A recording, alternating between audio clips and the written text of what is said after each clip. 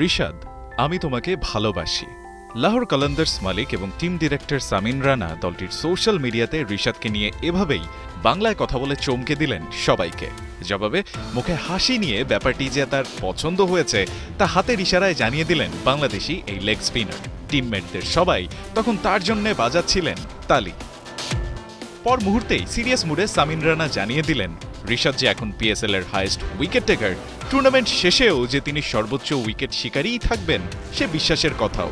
Skipper Shahin Afridi এবং টিমমেটদের তালি বাজানোর শব্দে তখন কান পাতা দেয়। এ তালি তো রিশাদের অর্জন করা বাকি সতীর্থদের বিশ্বাস আর সম্মানের প্রতিফলনও। কোয়েটা গ্ল্যাডিয়েটার্সের পর করাচি কিংসকে ঘুরিয়ে দেবার পেছনে আরেকবার যে হাত আছে বাংলাদেশি এই লেগ স্পিনারের।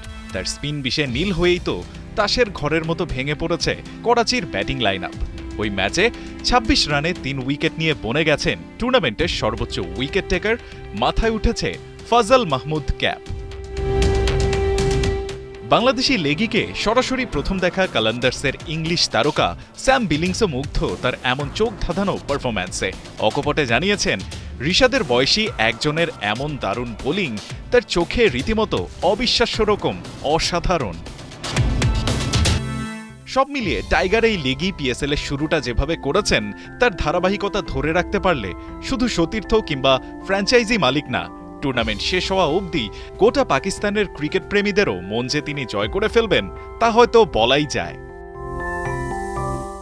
রায়ন আহমেদ, ৭১।